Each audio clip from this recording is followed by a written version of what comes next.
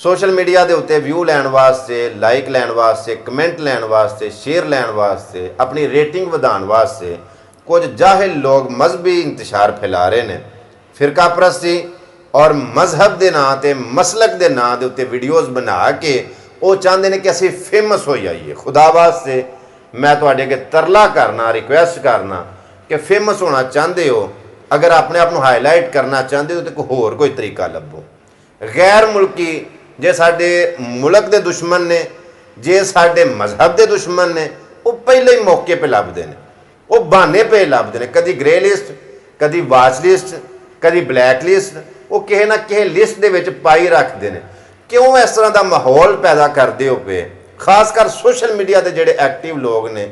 मैं तुहानूं फिर जहल ही आखांगा कि इलम होने के बावजूद भी तुसीं फसाद नूं, लड़ाई नूं, झगड़े नूं अगर तरजीह दिओ तो फिर हर वो बंदा जिहड़ा तालीम वाला होवे, अकल थोड़ी बहुती भी रखता होवे, थोड़ा बहुता भी शऊर रखता होवे और उन्हें पता भी होवे कि साडा मजहब, साडा इस्लाम, साडा दीन की दर्श देंदा है, ये सारा कुछ जानने के बावजूद भी फिरका परस्ती नूं हवा दे, मजहबी इंतशार फैलाए, मैं उन्होंने कहांगा कोई इंतहा घटिया तरीन दर्जे का जाहिल।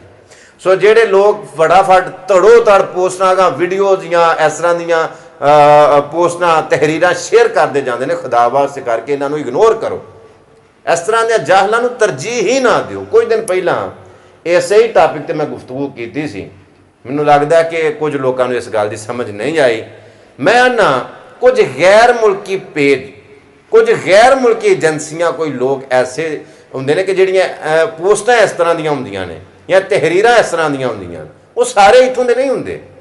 वो ऐसे कोई शिद्दत पसंद लोग होंगे ने, शर पसंद लोग होंगे ने, जिहड़े चाहते हैं कि मजहब के नाँ के उत्ते दूं फिरकियां का या किसी भी मसलक का, किसी भी फिरके का, किसी भी मजहब का आपस में इख्तलाफ होवे ते फसाद होवे।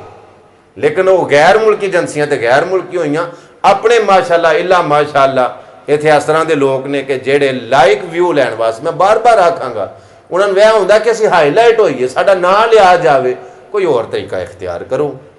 मजहब के नाँ के उत्ते, मसलक के नाँ के उत्ते, फिरके के नाँ के उत्ते फेमस ना हो। और मैं तुहाडे सारिਆਂ के दरखास्त करांगा, अज 8 मुहर्रम, कल 9 परसों 10 मुहर्रम है, बड़े ही अदब, बड़े एहतराम के नाल मनाओ।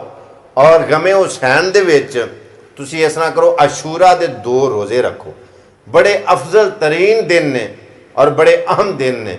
इन्हां दिनां दे विच इबादत करो जिन्नी हो सके, और अल्लाह पाक की ज़ात को मैं दुआ करना कि अल्लाह पाक साढ़े सारिਆਂ दे सगीरा कबीरा गुनाह माफ़ फरमाए और सानू हक और सच नूं समझण दी, परखण दी और उहदे ते अमल करन दी तौफीक अता फरमाए। अपना बड़ा सारा ख्याल रखियो।